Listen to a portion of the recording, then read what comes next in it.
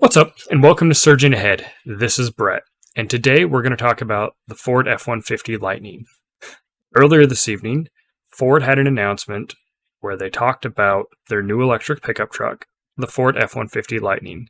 They gave a lot of details, and they left some things for future announcements, I guess. So stick around, and we'll dig into what they talked about and what I think about it.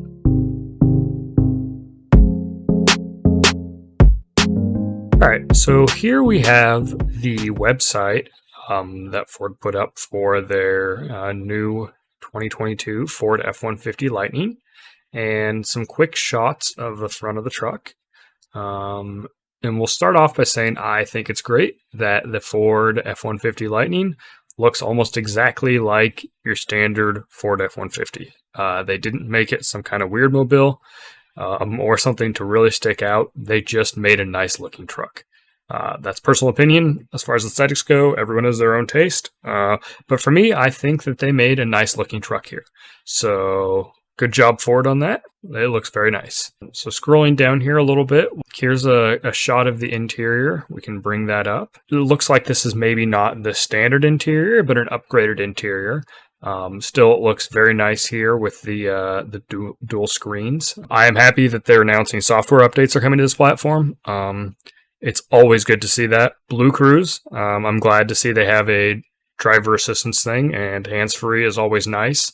It looks like it is a sandbox thing, though, and you're only allowed to drive it on certain rows, which is a little bit of a disappointment for me. I know I use autopilot almost all the time on roads all over the place, many of which will never be mapped, or at least not in the near future. So it's nice that it has it for long road trips and stuff. And I gotta be honest, after just doing a long road trip in my car these last week, I can tell you I would much prefer to have something that monitors my eyes, similar to this system does, where it uses vision and radar to see what you're doing. Make sure you're paying attention rather than having to have my hand on the wheel all the time, which inadvertently the torque sensor will screw up and put me in autopilot jail. So what's interesting is when you look at the specs, none of them actually mention Blue Cruise, so I don't know what you have to do to get Blue Cruise added to your vehicle or how much it costs. This part's interesting, the Ford Intelligent Backup Power, which lets you power your home when power goes out from your vehicle. In the fine print, it does specifically say that your home has to be properly equipped and home transfer switch disconnects home from the grid. So there's likely to be some rather expensive electrical work to do to your house to be able to do this, but it's still very cool to be able to do it with your vehicle. I wish I had that option with my car right now. Range. So this is okay. I'd like to see more, and maybe we will, but the base model has an EPA estimated 230 miles with an upgraded battery option of 300 miles. I can't tell what the cost difference is between those. I can tell you aren't going to want to be towing anything with a vehicle that only has 230 miles of range. So if I was looking at the truck, the 230 mile one would not even be something I would consider. It would be the minimum 300 mile one. And I'd like to see that be higher range even than that. So what's interesting is it also says that excludes platinum models. So I don't know if that means the platinum models will have lower range. That's my guess. Otherwise, they'd advertise a higher range somewhere in here rather than just 300 miles. But I guess we'll see. So I guess if you want the nice truck, you're going to suffer a mileage hit. And maybe that's just in the wheels and tires from the Platinum. I hope so. But if it's because it's a heavier vehicle or something else, then that's a little disappointing to have lower range on that. And they talk about charging here. What I find extremely disappointed is there is no mention anywhere of fast charging. I have no idea how fast this vehicle will charge. The highest thing they talk about is this 80 amp Charge Station Pro, which is just home level 2 charging. I have to assume that there's some sort of fast charging, DC charging network capability in this vehicle, but they don't mention it anywhere. So hopefully they mention that soon and get details on that, because I think people would really want to know what that looks like. So then they just talk about, torque and speed, which it's a relatively quick vehicle. They don't talk about what the battery size is, but I guess neither do Rivian or Tesla. And here they kind of show the interior once again, what the UI looks like, which, once again, not my favorite, but okay. I bet that wheel is kind of handy there, but I'm not sure. I don't like how it looks, but I bet it's actually very nice to use in practice. And then once again, I really don't like the power on and off switch. I think it's unnecessary. I'm not sure why they include it. And then here they talk about, here's a little more details on pricing. I didn't see that earlier. So $53,000 for the better equipped mid-series XLT, and then going all the way up to $90,474. So that's a pretty big jump. I would like to see more details around. Oh, so this is just the commercial-oriented one, the $39,974. The base model for general people is $53,000, which they have some details on at the bottom that we'll go into a little more. That's interesting. So they don't even talk about the mid-spec one. And then it goes all the way up to $90,474. So it gets pricey. And shipments spring of 2022. So I don't expect that to be significantly behind where Tesla is for their first real shipments. Hopefully Rivian starts getting some out here in the next couple of months. Their early deliveries were supposed to be June, but I guess we'll see on that. And I'll do a more in-depth comparison video here in the future, but I just wanted to quickly walk through what they talked about in their presentation and just go through what Ford has on this site. 563 horsepower, 775 pound-feet of torque, 0 to 60 in the mid 4-second range. That's pretty good, but I think it's kind of baseline what you would expect out of an electric vehicle at this point. So I'm glad it is quick. Towing, somewhere in here says up to 10,000 pounds, so that's on par with the mid-level Tesla. There's some lighting stuff. Now this is possibly the coolest part of this vehicle in my mind, is this giant frunk.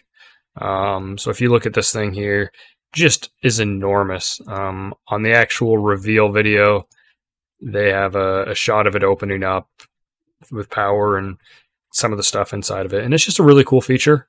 Those are full-size coolers and other things in there.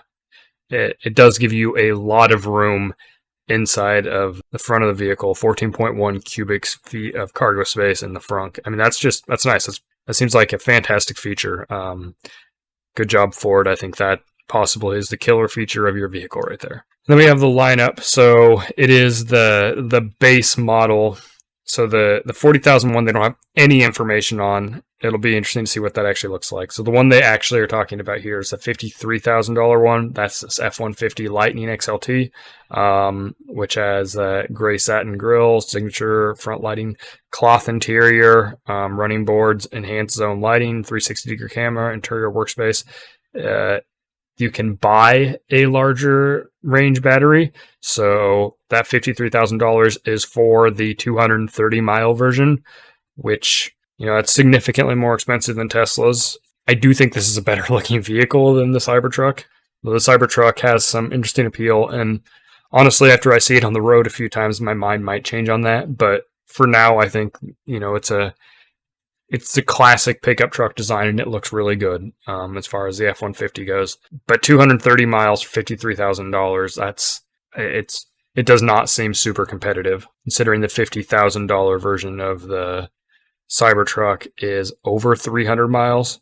This is a pretty base build out to start at $53,000, and the range on that is not great. So on the bright side, they do qualify for the current $7,500 tax credit, whereas the Cybertruck would not, and this is cheaper than the Rivian. So, kind of falls in the middle there. The Lightning Lariat, which who knows how much that starts, but that one does include that larger touchscreen.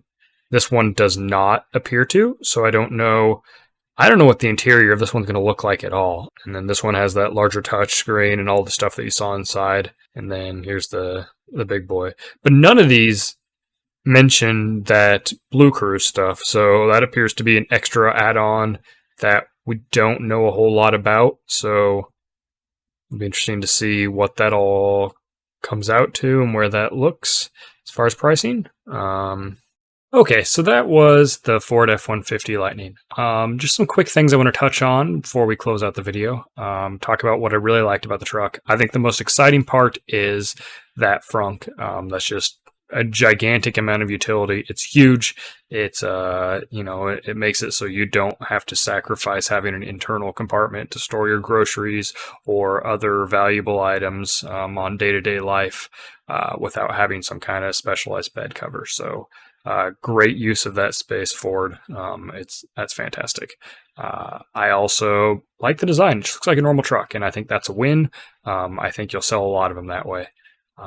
Some concerns about the vehicle. I'm concerned that they didn't announce anything around fast charging capabilities. I have to assume it can use DC fast chargers, but they didn't announce anywhere that it can, or at what speed it can do. And I think that's especially important on a vehicle that you might try to use for towing. Towing will have a dramatic impact on the range in this thing, or at least it does in my Model X. And from a physics perspective, and what you do to electric vehicles to try to make them go farther, I would imagine it will have a gigantic impact on range for the Ford F-150 Lightning as well. It doesn't always match Tesla in spec for spec on pricing, but they do have the benefit of the tax credit. So that is something that at least currently Tesla does not have. And quite frankly, it looks a lot more normal. There are those that the outrageous looks of the Tesla Cybertruck really appeals to. But if you just want to drive a vehicle and not be always basically shouting, look at me, this might be a much better option than, say, the Cybertruck. So anyway, good job, Ford. This looks like a great vehicle. I'm excited to learn more about it, especially wanting to learn more about fast charging. I'd also like to know a little more details on pricing, because that also seems a little vague. In fact, the truck that they announced, they show 0 specs on officially. So the one they gave the starting price for, they list nothing about other than more information coming soon. And that's a commercial-oriented version. So the version for regular people looks like it really starts at about $53,000, which not outrageous. That's more median price for a truck at this point, and with the total cost of ownership being dramatically lower for an electric vehicle, not to mention that tax credit, it gets down there. So anyway, let me know your thoughts on this new vehicle. If you liked the video, go ahead and like it. If you want to see more videos by me, go ahead and subscribe. But for now, this has been Brett with Surging Ahead. Thanks for watching, and have a great day.